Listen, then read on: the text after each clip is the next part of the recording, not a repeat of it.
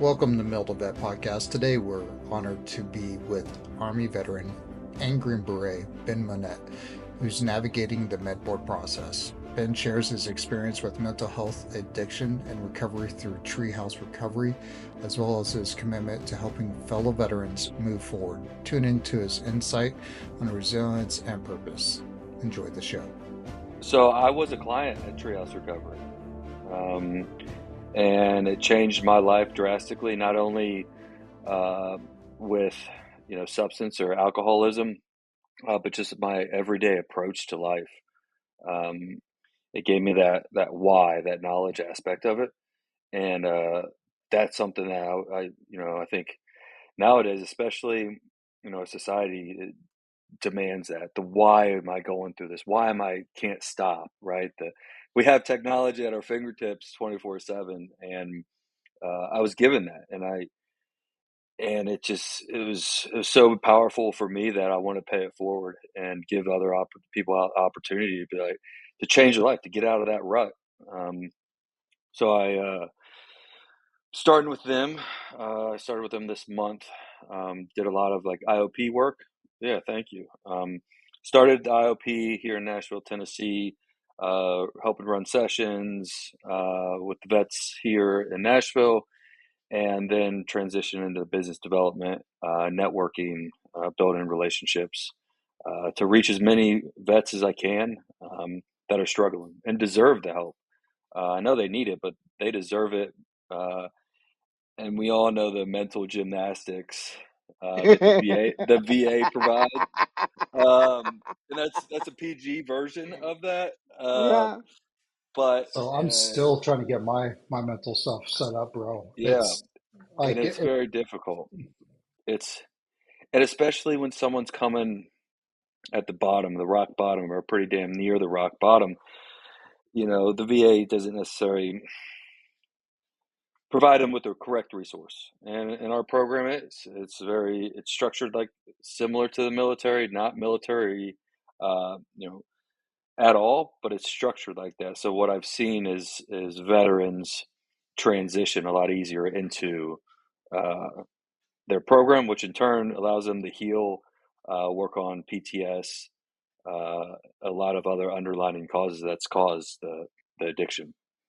You're saying a lot of great things, and I want to capitalize on this, and I don't want to make Chris's job harder. don't worry, man. Nope, I'm not even worried about it. I can capture all that stuff.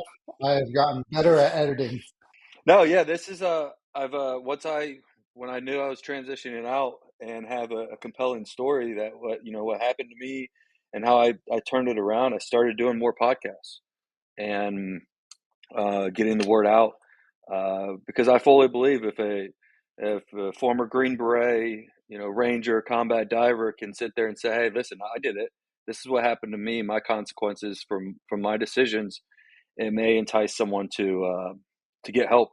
And if that's the case, then that's all that that's fulfilling for me.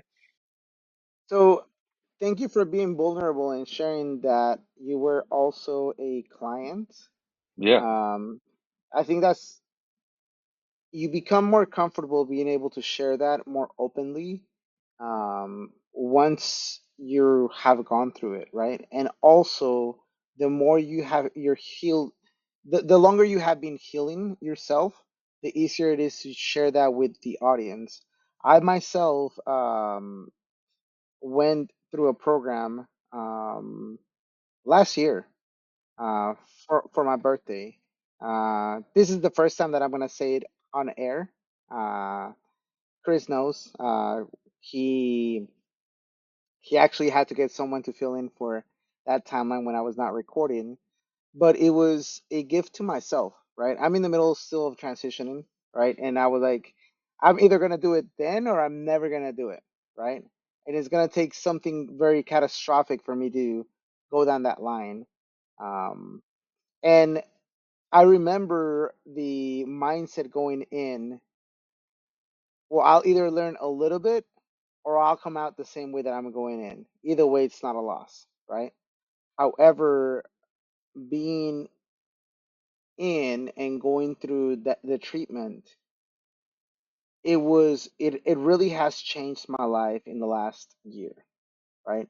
To the extent of where my wife has shared that I've changed as a person. I've become more patient. I've less, less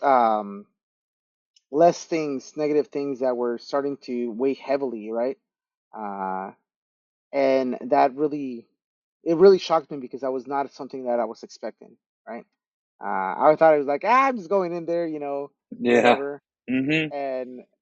And then you come out and it really does change your life. And it's very honorable what you're doing of going back and helping. Thank you. Um, right, this podcast, it started because both Chris and I were going through the med board, right? Yeah. Um, Me as well. and really, Yeah. so with that, right? So it was like, well, I don't want to bitch about it and be part of the problem. What can we do to fix some of this, right? Yeah. Obviously, fixing the problem within the organizations is a lot more difficult because we're going through it, right? And we're not writing the policy, we're not changing the policy yet, right? But what can we do in the meantime to create an impact? And we're like, let's do a podcast. Actually, that was Chris's idea. Let's do a podcast. And I was like, fuck it, let's do it, right? Yeah. And now we ended here, and That's awesome. it really has. You also mentioned about doing podcasts. It allows you to reflect and also listen from other people that are going through this hard experiences um, with you. So thanks, bro. Appreciate it. I didn't actively try to go through the med board process due to Oh, neither my do we. consequences. Okay. All right. Just to clarify, like I still would be in if the bad things that I did not happen, right? To answer the question of what if you went back to your younger self to tell you, those things, it's like The time if I could machine. go back and still keep the same mind that I have now and back then I'd do it in a heartbeat. But I'm not going back there the way I was acting or the way I was thinking. No, I'm sorry, I'm not going through that again. Um, but yeah, it's a process.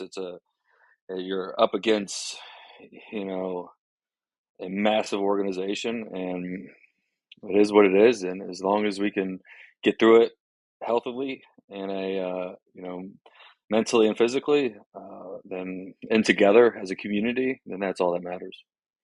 So since you started with that, right? I want to Yeah, ask you if you could go back in time and talk to your pre-military yeah. guy, how early and what advice would you give him to make him be successful in the military?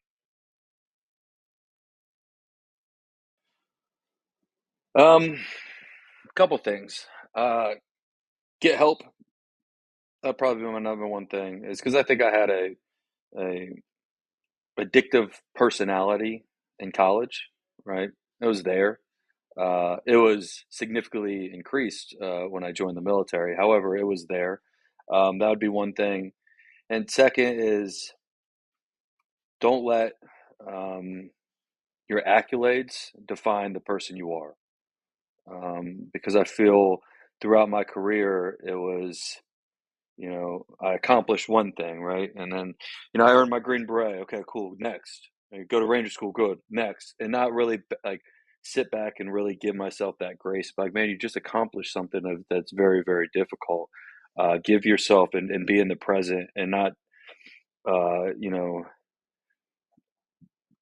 just forget that what you just went through, right? And yeah, I guess that would probably be the things that I would tell myself is focus on the things that you've done and be proud of it, and not discredit the things that you just did to focus on the next big shiny object. And now that you're on the other side of the house, right? Yeah. And you've already transitioned. How long have you been out now? So I'm still transitioning. It's still in the process of determining whether or not I get separated or I'm transitioned.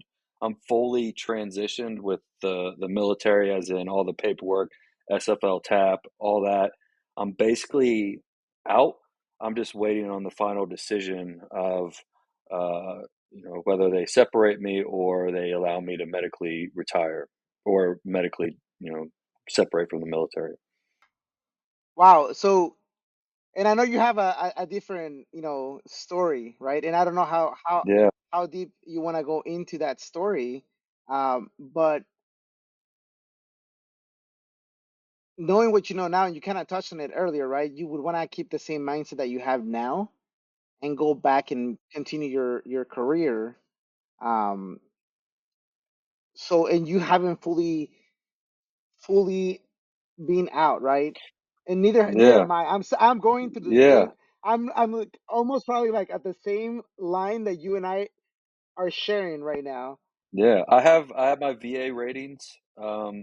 I have everything. It's really the waiting game, which is difficult in the transition, right? We're so fast-paced individuals. That's all we knew in the military, and now we're supposed to, hold and squat, right? We're supposed to wait, and it's like, what do I do? What do I do? And that just wasn't good for me physically, mentally, especially mentally. And I was like, okay, what can I do? What can I do moving forward? What can I do to better set myself up for success when that final 214 crosses, right? Right. Crosses that line, and that's what I'm doing. It's unfortunate circumstance how it kind of came to reality, um, but I did some wrong things, and I've never been unaccountable for those. I've always held myself accountable for what I've done. But again, people will make mistakes. I made a mistake. It doesn't define what I've accomplished nor what I will accomplish. So yeah, during that time of waiting, especially because the med board process can be really, um, it's almost like being in a litigation Yeah, process, and you know what's going on with your body, but it's in a period of time where you got to prove it beyond a reasonable doubt to these medical professionals, and it's not always 100% um, easy for them to prove it, and then you got to go through the whole entire medical process where you got the military reviewing it, and then you also have to go through your VA process, and yeah, that right there, because I was originally um, we call it limited duty, and then we go into a med board process, and they came up to me and they're like, Chris, like you're gonna have to go through the med board process. We're not going to retain you in service because of a condition that I wasn't diagnosed with, but they knew I was a high probability of having it. And I had already been on limited duty for a year, and I was like, I, I can't do this. I can't be here and be in limbo. So I dropped my retirement paperwork. I was very lucky that I was in my 20-year mark yeah, to be able to do so. Um, but I know that that process, Yogi, he he had over 20 years, and he still went through the med board process. And we sat down, we had the conversation, and really it was like, what is it worth to you? And if I was in Yogi's situation, I probably would have chose the path that he did. But you really got to choose what's right for you, in that kind of situation too. I know it was a gamble. I'm very, very fortunate with my VA rating and everything. I'm very happy with what I got, but it could have not worked out for me. yeah, and we spend so much time, selfless service, right? Being team mentality, country patriotism, country first. And when it turns that switch to the transition process, it's the I now have to look for out for Ben. I have to look out for Yogi. I have to look out for Chris, and I have to be selfish, right? And I have to make ensure that my life is set up the right way. that I want it to be. Um, and it's a difficult transition because that's what we've grown accustomed to, is being that team member, that part of a bigger cause, and it's a great feeling to be a part of that. Um, and when that's gone, and finding yourself having to focus on yourself, and open up some wounds, and dive deep into those and figure out what you want to do for the next chapter of your life, is difficult. It's not impossible, because there's many of us who've done that and found success, but I know that I couldn't have found where I'm at now without a community, without a group, and without being completely honest with myself. And another thing about it, though, that you kind of talked about it, we're used to doing things as a group, right? And everybody's going this way, everybody's going that way, and we're all suffering together. But Yeah. when you're transitioning, you're just by yourself. And the entire command, the entire unit, the entire military is going their own direction. And you're like, but guys, I've been with you. Hmm. And now it's like, well, nope, you gotta figure your own way out. And you're like, wait, what? I don't have a team that I'm gonna be getting out with. Like, who else is gonna be there for me to, suffer through this whole process? And is you're extremely isolated. It is you're going through an identity crisis. You're isolated. You're revisiting everything that you've done in your entire career, right?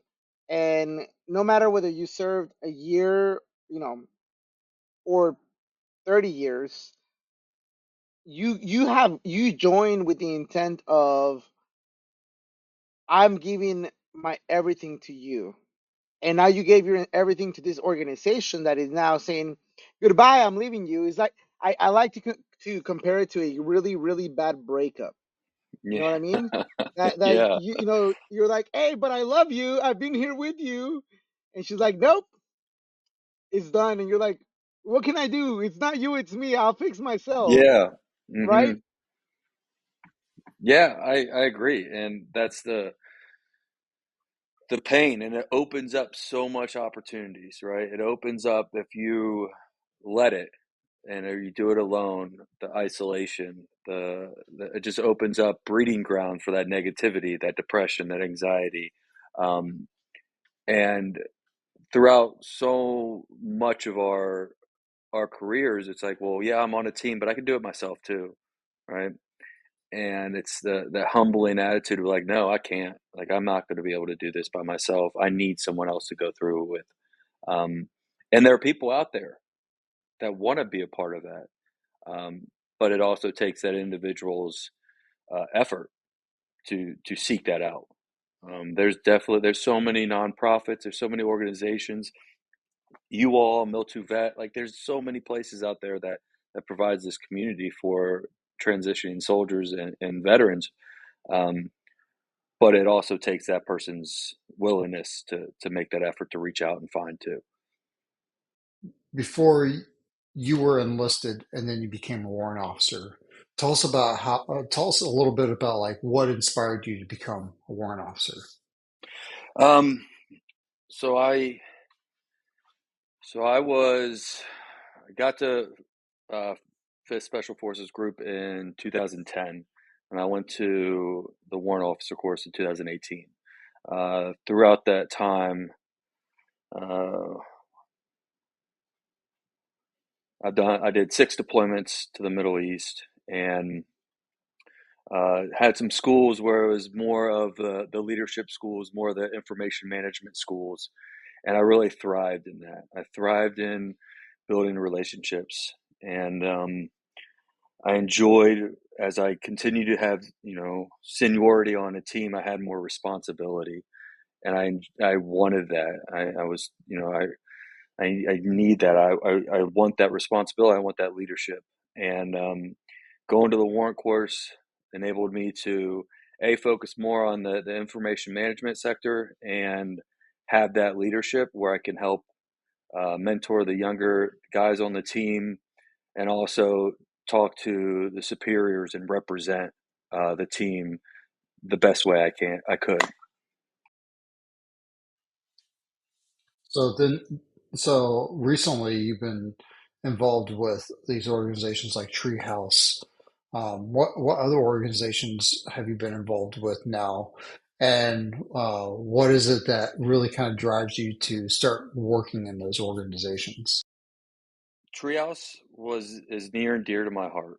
I was a client at Treehouse Recovery, and like I said earlier, it saved my life. I was at a stage where, uh, you know, the depression, the PTS, the anxiety, the SI, the alcoholism was just all wrapped in one, fatal funnel. And I was going to that, and I was stuck in there. And Treehouse allowed me to find ways to cope with life. The crazy thing is Treehouse was the second treatment facility I went to, and the first one was a 30-day program.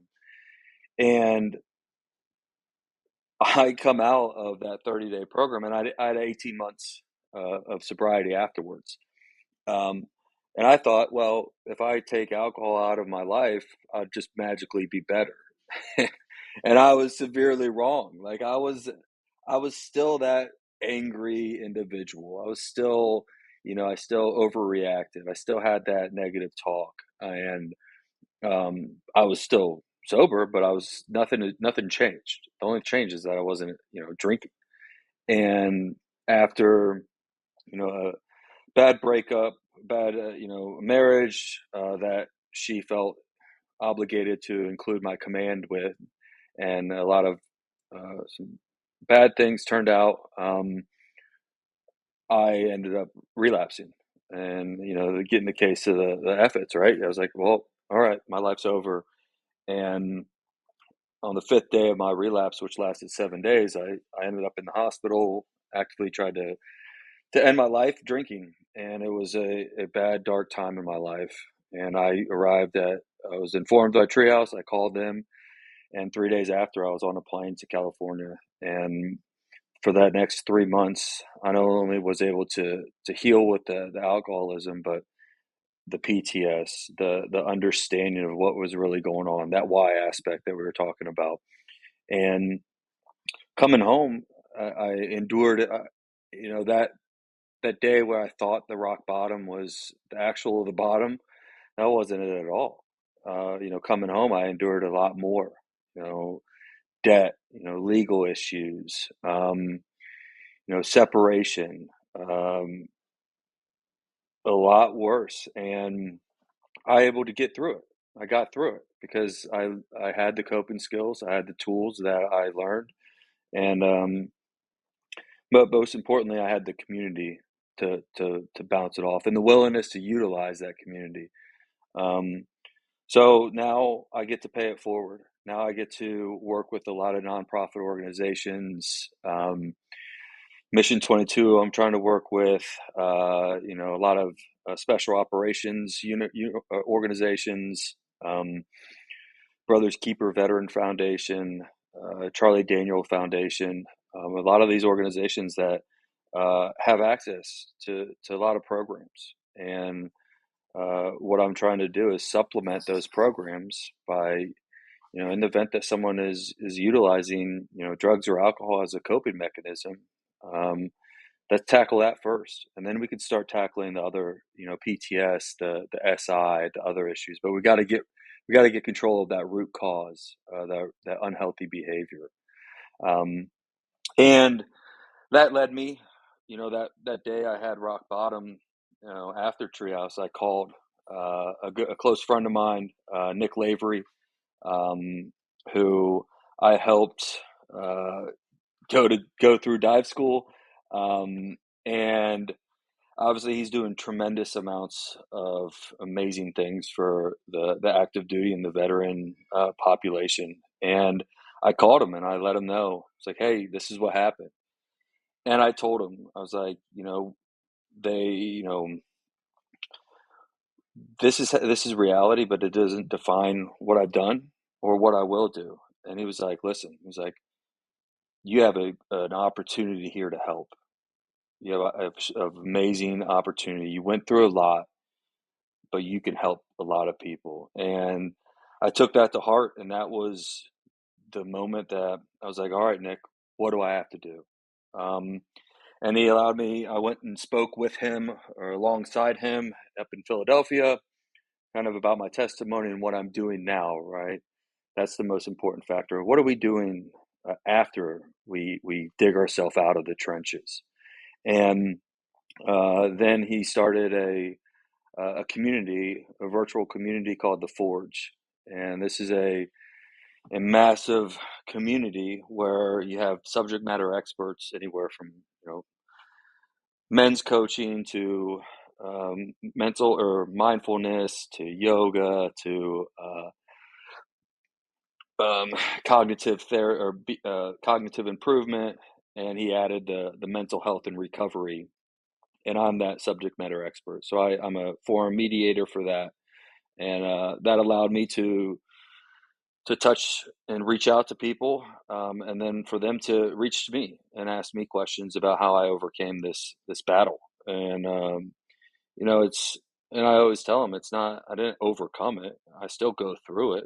I just choose to make a healthier decision to handle life stressors. Um, and then that grew into a third endeavor where I created my own, mentoring, consulting, coaching, whatever the flavor that we want to call it these days, business, a one-on-one business where I use the skills that I've used to get where I got in my career, to help identify solutions. Working with individuals one-on-one, I don't tell them, hey, I think you should do this. I always use the three C's. Like, let's connect, let's communicate, and let's collaborate. Because you're going to tell me, hey, I can do this. I want to do this. And then we're going to pick it apart and we're going to analyze it and we're going to find the best way to accomplish that. So all three of those are kind of under the umbrella of mental health, and I enjoy it. I enjoy helping other people, and especially veterans who are struggling. That's near and dear to my heart. I struggled, and I want to let them know that they're not alone.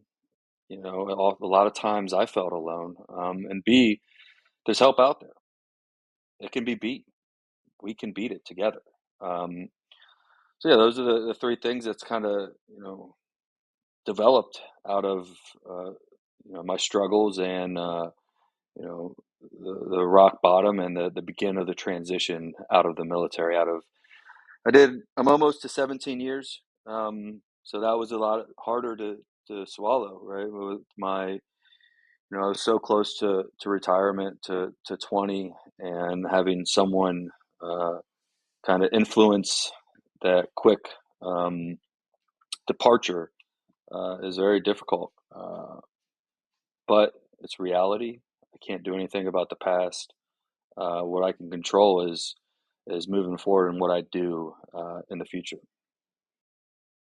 And you brought up the fact, right? So you went through a treatment facility, 30 days. And I don't know how your treatment was, but one of the things that they teach you is that 30 days, it's not near long enough, right? Yes. If you Yes. That's just the tip of the iceberg, right? And it's really difficult for the military um to from for someone that doesn't know about that to understand that you're still struggling, right? Even though you went through the process, our mindset from the other side is like, well, you went through the process, you should be coming back and you should be golden. Now you're a failure. We gave you everything, now you failed. But the reality Hmm. of the fact is that 30 days is nothing. The recommended bare minimum is at least 90 days for you to be able to clean yourself, get in the right state of mind, and start creating good habits to be able to move forward past that. Yogi, I love Nobody that. teaches that. Yeah, Love that. Because guess what? Guess how long Treehouse's program is? 30 90 days days. or Oh, sorry, 90 really? days. No, Yeah. sorry, 90 days. Um, I misspoke. Wait a minute. Did you guys cross streams? You're not Yeah, I supposed to think cross the streams, bro. did we, did Yeah, we make yeah, eye you got, contact yeah, there? you. Um, but no, like, especially now tackle on some PTS with that, Oh, yeah. right? How quickly can I, repair and heal, right? 90 days. And the best thing about what Treehouse does is what we include physical fitness into our program. And the physical component is like when I returned from Treehouse, I was not only mentally fit, but I was in one of the fittest, physically fit, shape of my life. And what I didn't know is what that physical fitness did to me mentally, right? Is what's that dopamine release that happens whenever you go work out. What happens that has saved, every service member's life is being in a limbic state, right? That fight or flight mode. And guess what? Absolutely correct. Also, my limbic state has caused me to make poor decisions, you know? And that prefrontal cortex, that reasoning aspect of it, is not that high. Like my limbic mind is very strong. And knowing that and understanding that and being able to identify that in times of stress, that was the why. That was the why factor for me. Um, and not too many people, treatment facilities really focus on the physical aspect of it.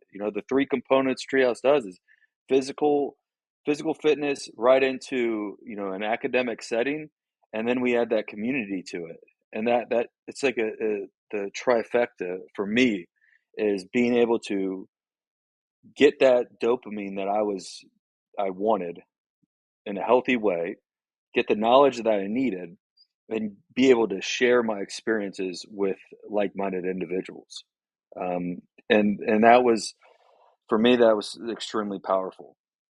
You're correct. I want to say this, especially for us that have been in high stress environments over and over and over again, that fight or flight gets stuck on for us. And unfortunately, we tend to use substance such as alcohol to try to turn it off, but that doesn't actually turn it off. It keeps it stuck on. And physical activity um, with mindfulness, meditation, and taking time to understand who you are is actually how you turn it off. And unfortunately, we don't teach that enough. And I know the Navy.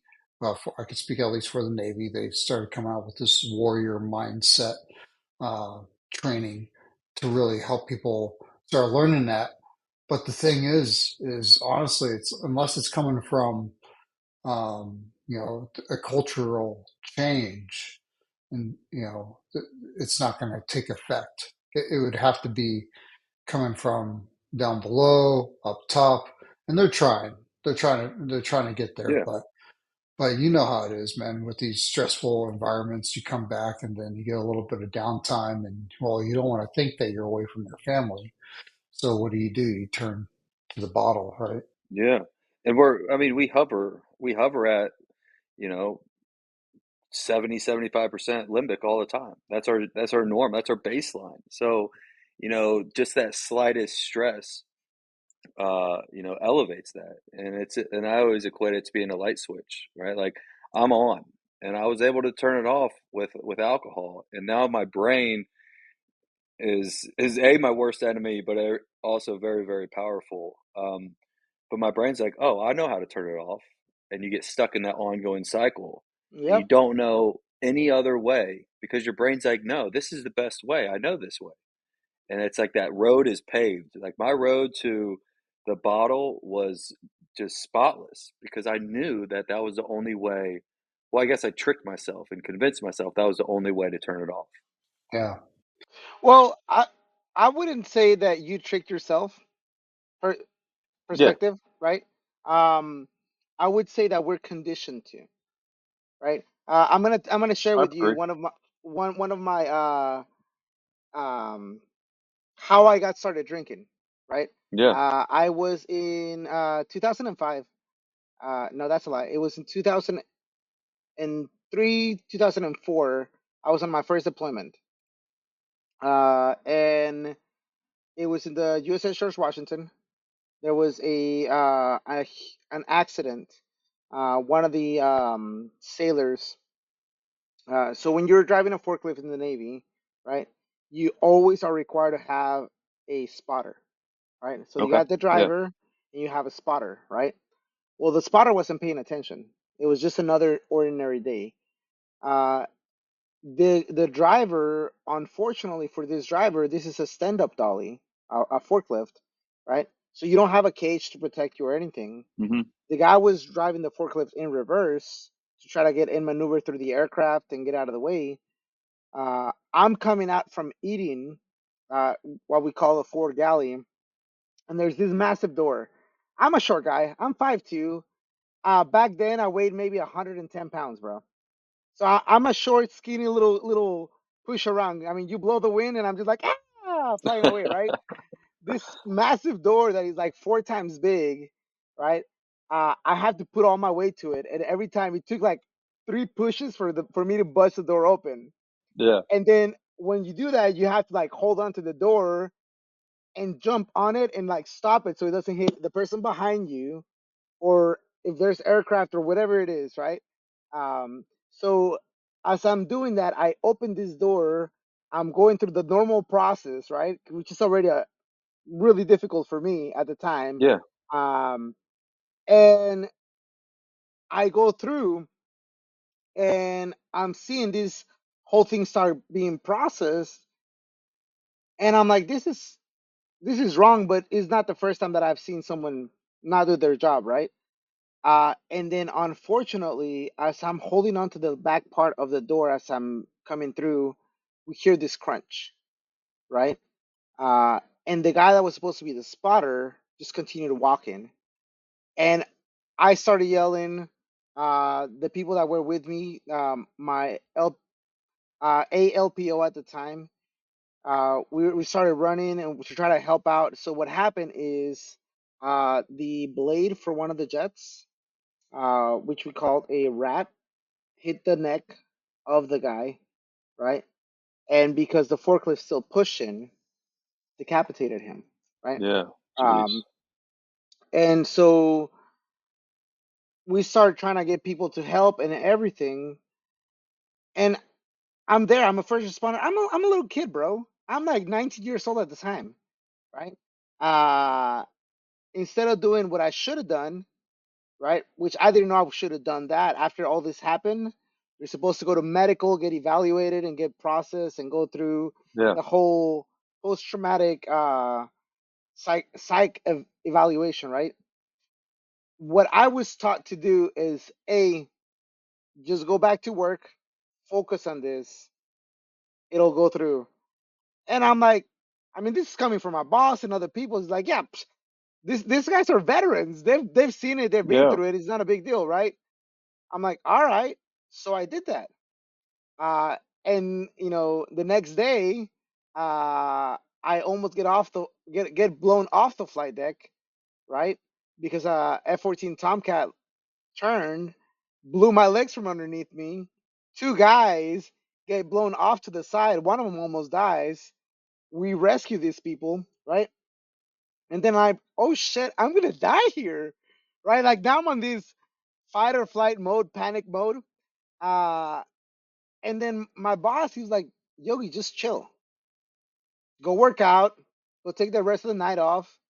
Come back to work tomorrow. That was my treatment, right? And then part of why I say the conditioning and what really kicked in, we hit our first port call, and my LPO said, "You're coming with me." And I'm like, "Well, I don't want to." He's like, "You're coming with me. We're going out as a shop."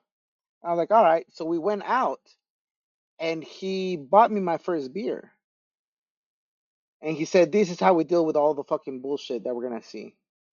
Yeah. Drink this entire Socially acceptable. porkle away." Yeah. So essentially, and what he did, he trained me to, when bad stuff happens, suck it up until you can find a beer, alcohol, whatever it is, and then just drink it away, right? And that was not the first time, but he continued, he continued, he continued. Now, you're at 17 years, I'm at 22.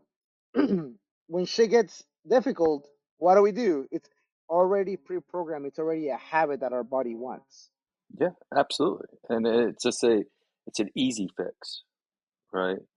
And like I agree. I think condition is an amazing word for that. Is we're conditioned that I was conditioned that if it was a good thing, or if we were celebrating, or if I was, you know, mourning a lost friend, I used alcohol to for that. That was a socially acceptable. And there are people out there that don't have a problem and can have a drink, have two drinks, and wake up the next day and feel fine and go on and maybe the next week have a drink or two. And for those people, that's great. But I guarantee that that person knows a loved one, a family member, or a friend that can't, right? Who is struggling to the point where you know they're conditioned that that's the only way to release that emotions or to bury those emotions, and it's very powerful. Yeah, I haven't shared the story. Um, the last time I really got like drunk was back in Japan. Uh, where did I? What was that? 2022, I think. I think that's when I 21. came to. Oh, it No, it might have was been for two. you. It might have been Yeah, 22. yeah. So Yeah. 2022, Japan, July, if I'm not mistaken. Um, I found out a buddy. I was drinking at a Chuhai bar. I'm not sure if you ever been to Japan, man, but Chuhais were Oh, yeah. yeah. So and they would definitely sneak up on you, man. You'd have like five Chuhais and be like, oh, that was way too many. Um, So hold but I on. found out, For people to understand, a shuhai is, think of a seltzer drink right now, right? That's oh, the way new better, thing, Oh, but way but better. way better, And way the better. sugar level is super intense. And then when you're at the shuhai stand, they give you, so think about a 20-ounce pint of 20% alcohol, oh, full of sugar. And actually, they do taste amazingly delicious, right? Amazing. So you have no knowledge or concept of how much you're really yeah, drinking.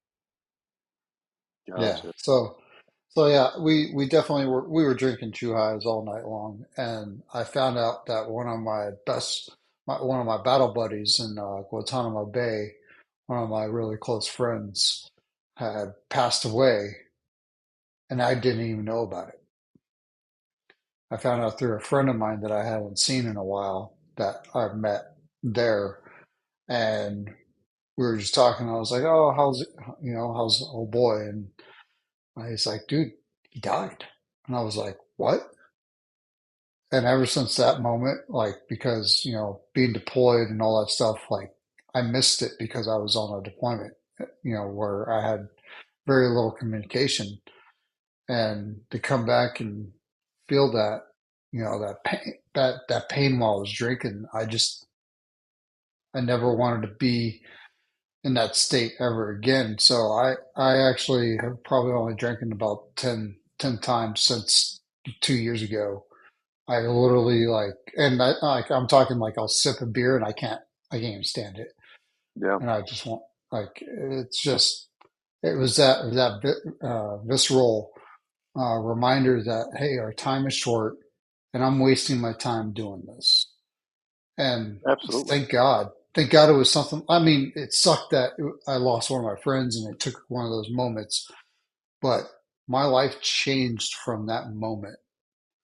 Um, and I really attribute it to that. And I think that our past achievements, our past experiences, losses, wins, they don't really define who we are today, but they are kind of like our armor our sword, our toolkit that we Yeah, use to help others along the way as we continue to be that person who we are today, because that's who you are.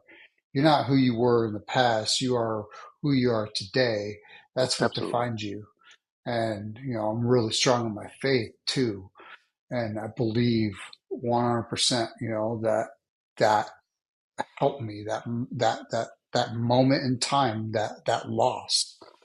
And I'm just curious, man, how do you get in that mindset to be a victor in your transition?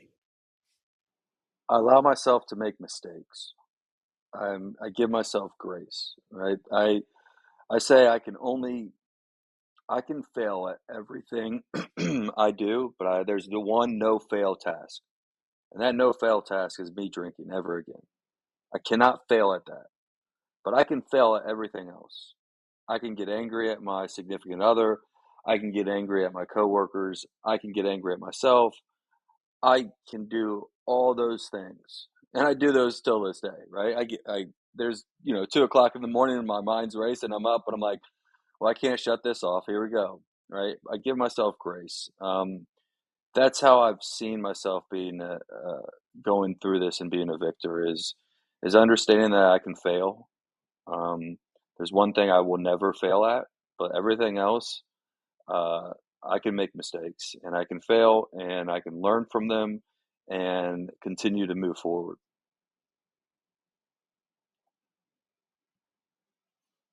It's a Once I really truly believed that and sat down and really added that to my belief system, my innermost core belief system, that pressure was released, and it was just a great feeling of being like, okay, I can. A lot of times in the military, what do we do after any training event? AAR or hey, what did we do bad? What we could have done better? And it's that mindset of you can't fail, right? Mission first, you're not going to fail, and you get that. That's how you live. And when I took that off and really allowed myself to make mistakes, fail, mess up, um, it released a lot of pressure on me. It was like that cinder block releasing off my shoulders, and it was a great feeling. Uh, and don't get me wrong, I still perfect that to this day. I still mess up, and I still get on my like I Well, don't I, have the tools of it. I'm I have the right things to do, but my execution is not you know nowhere in shape flawless. I think what you just said was absolutely a great answer, man. And here's the thing. When you win, you don't go back through and reanalyze. When you win, you don't go back through and Yeah, reanalyze the things that could be improved. So success is actually not a good indicator of um, of learning. You know, failure force you to reanalyze things. And when you fail, it's almost kind of like winning in a way because you're not going to do that again. I mean, unless you're dumb. So I yeah. There's like variations. There's definitely there's I would say that variations I of it. agree. There's variations. there's variations, Same but exact thing. you know what I'm trying to say here is no one that wins goes back through and reanalyzes what they need to do better. Yeah, They always go, oh, well, that's a win. Let's go on to the next thing.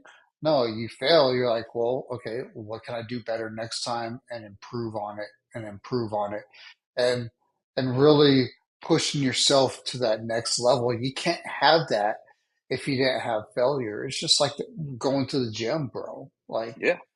if you're not pushing yourself to that point of almost failing, then you're not really pushing yourself.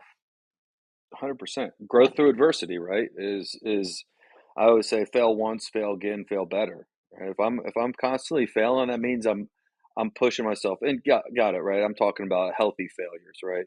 But if you're not if you're not failing, uh, then complacency kills. We all know that. Mhm. And if you're complacent and you're static and you're content, um, Are you content? Do you really want to be where you're at, or do you have goals, or do you want to achieve them?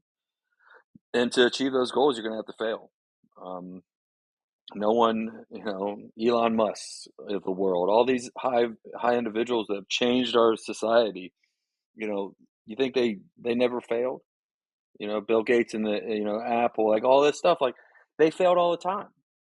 But you know what they didn't do is they didn't give up. And Yeah. that's the big thing is I'm not giving up. I'm gonna fail, but I'm not gonna give up.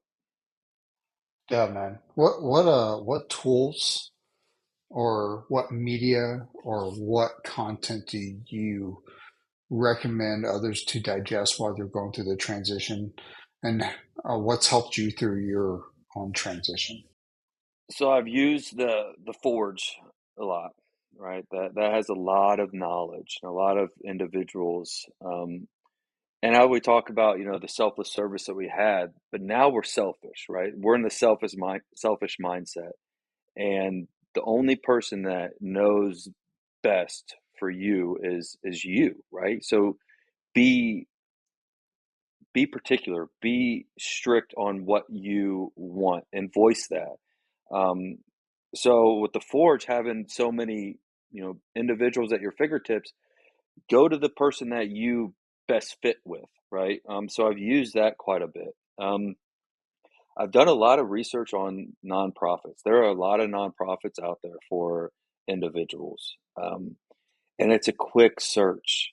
These nonprofits don't have to be, um, locally. A lot of nonprofits are out there, especially with TBI and PTS. Those nonprofits will fly you out and do assessments and they're doing great things. All Secure Foundation, Shields and Stripes, 5x5, all have uh, resources that they provide service members. Some provide 12 free counseling sessions. Some UConnect provides, a kind of a life coach. Um, Use them; they're free. They're at your fingertips. But they're not going to come find you, right? You're going to have to do the work, and you're going to have to find them. And once you find them, they got it. And be that sponge. Try to learn as much as possible. Try to find the new you.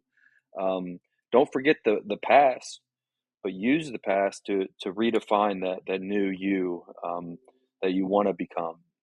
So those are the tools I've used. Those nonprofits are phenomenal. There's ones out there that has weekend retreats, 7-day retreats, mindfulness retreats. All these retreats are free at cost.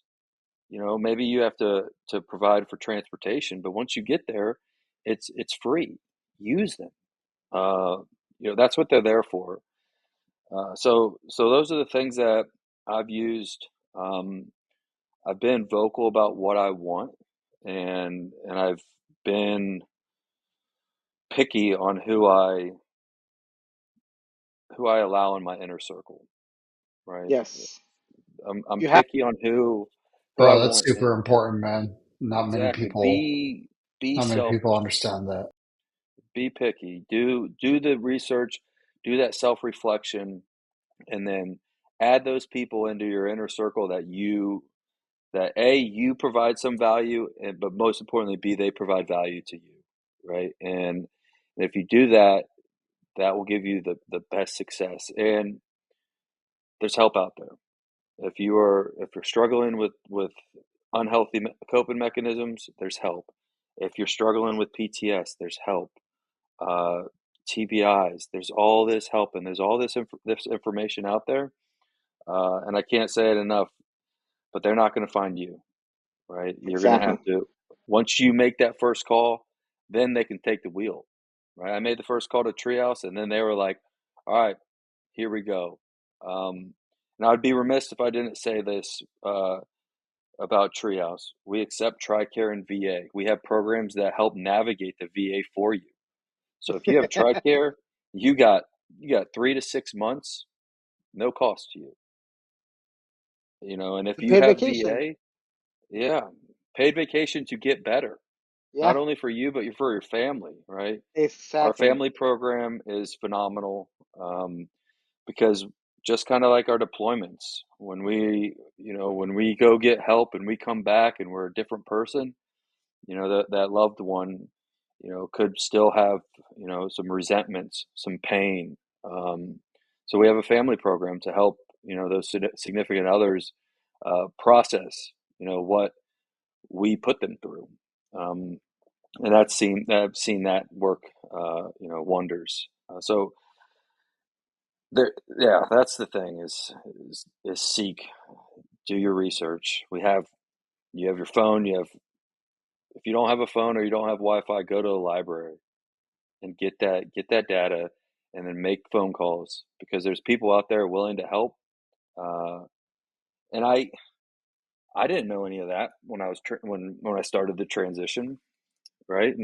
Very few people know how many organizations are out there that help with veterans, and transitioning veterans. So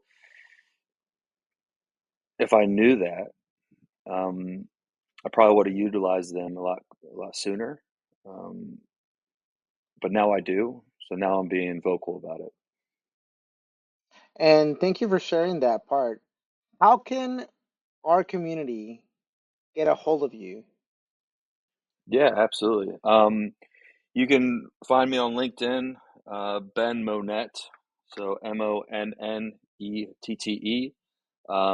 can find me on Instagram, which is Ben underscore Mo 777.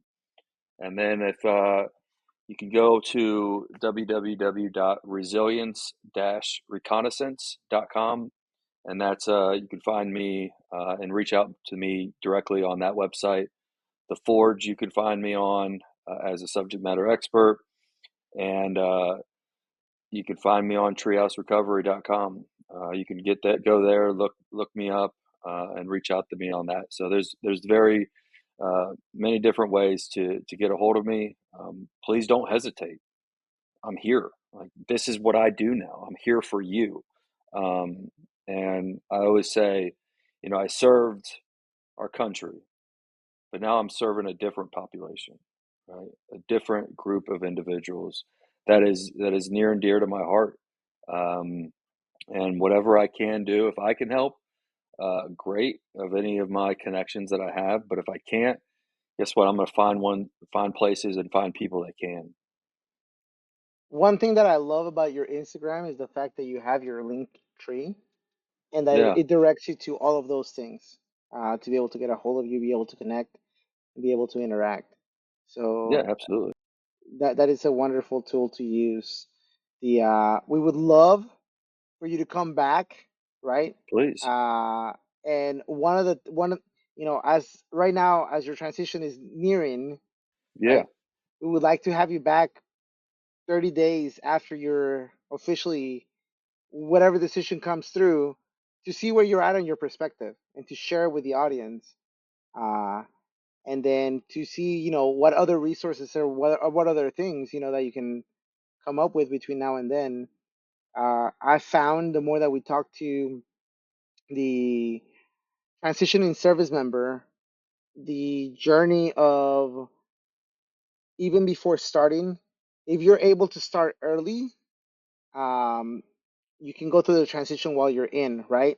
But yeah, you're also battling the fact that you have to serve whatever branch of the military you're in, and that you don't get understood in there.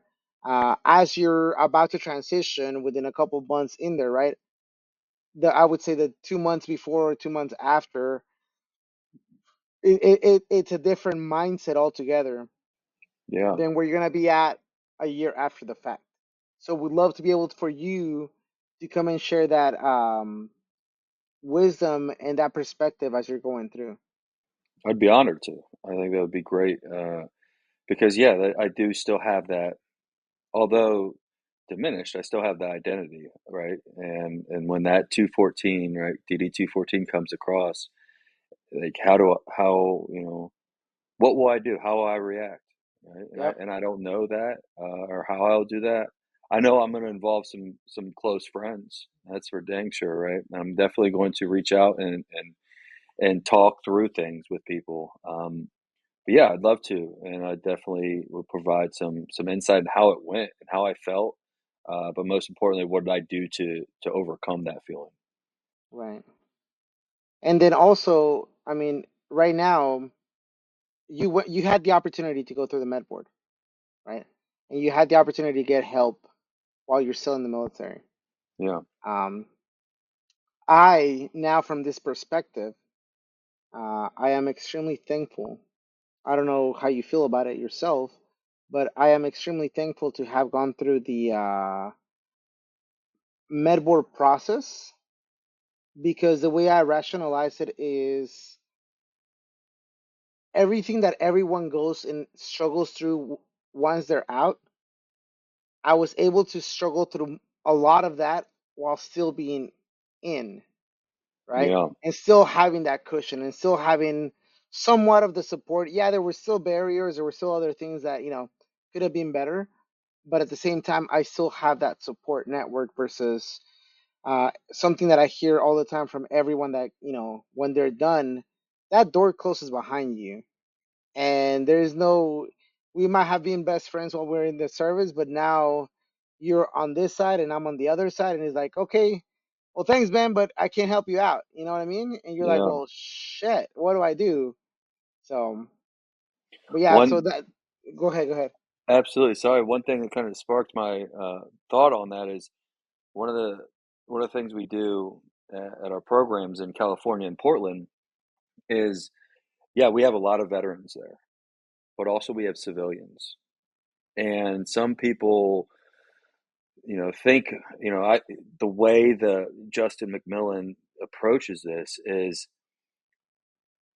yes, you are a part of something. And I guarantee if we went to like a gala or event, Navy will be here, Army will be here, Air Force, Marines, we'll all find our ways, right? And then when that door shuts. And so when we're getting help and getting that treatment, and we're able to create those close bonds with the civilian population, that is valuable, right? Because now that door is shut. Now you have to go make these strong bonds and these relationships with maybe, as you perceive, not like-minded because they didn't go through the service, but they've probably struggled, not exactly, but similarly to you. So to provide that environment where you can make those strong bonds with other individuals not that have not served, is extremely valuable. So yeah, that just kind of reminded me when you said the door shuts. Like we have to create new friendships, new bonds, Yep. learn to adapt, and it's difficult, but it's not impossible. And, we go back to the whole podcasting, right? Yeah, Maurice Wilson, who does Reboot here in California, in San Diego, uh, he's one of our greatest mentors. And he was the first one to come onto the podcast and do episodes with us. Um, and as you were saying, what you were sharing, I was like, man, if I hadn't started going to all these things with Chris and connecting with all these people, I probably would be stuck and my mindset would be completely different, right? Whereas now I not only feel as ready as I can feel, but yeah, I also feel that I am not alone. That I do have a small network that I can reach out to and say, hey, I'm having a hard time, guys. Help me. Or yeah, hey, who can I help? How can I help someone along the way? Thanks for reminding me of that, man. yeah. Appreciate it. Yeah, very. I couldn't agree with you more. While we're kind of addressing things, I think one thing that I wrote down that I didn't really mention yet, we were talking about PTSD, getting help, because you advise yourself to pretty much get help. I think it's super Yeah, important during your transition, and I think it's just really something that people need to hear, is to actually actively seek counsel while you're through your transition, especially if you have any kind of PTSD, because while you're going through your transition, the adjustment disorder that you're going to go through is pretty real, especially with PTSD. It's higher. You have a higher probability of SI and all these other things Yeah. if you have PTSD, which adjustment order is like that uniform that you wore every single day. You know, the medals on your chest, Hmm. the bar on your shoulder or wherever it was. You know, that right there was who you were, and when you take that off, it doesn't. You're nothing. You're just Ben, Yogi, Chris. You know, Yeah. you wear your veteran swag out in town, so people know you proudly served. Yeah. Um, and but really, none of that even matters. None of it matters. But what does matter is that you're able to relate to your brothers and sisters that are going through some stuff, and that experience that you have will help you out. Yeah, man. Agreed. No, I just wanted to shout that out, man. Yeah, we really would love to have you come on here. Yeah. Before we sign off, man, what do you have any last words that you want to say? Um, Not last words. Do you have any yeah. last like advice? You know what I mean? Yeah. Come on. My last advice would be, for anybody who is struggling, right? And I'm not talking about, everyone's struggles differently, right? Whether it's you know, an unhealthy coping mechanism or an unhealthy thought process. Um, you know, and you probably are thinking you're alone, you're isolated. Um, know this, you are not alone. There are so many organizations, so many people. You're listening to three of them right now that want to help and are there for you. You know, we're not going to judge. We all gone through similar things. Um, that's what makes us such a powerful community. Our veteran population is we understand. And oftentimes, if you feel that you're not being understood, then talk to somebody else because I guarantee that someone does understand. And you're not alone. You don't have to go through this by yourself. Take that pride, um, and wear it another day. Get help. Be vocal, um, and turn yourself around. And there's people out there that are willing to do that with you. Beautifully said, bro. Thank you. Again, thank you for coming on the show. Thank you for sharing your wisdom. Yeah, I really appreciate it, And guys. we can't say enough of great things. And please let us know how we can support your mission, how we can be here for you, and how can we make collaborations to make things better.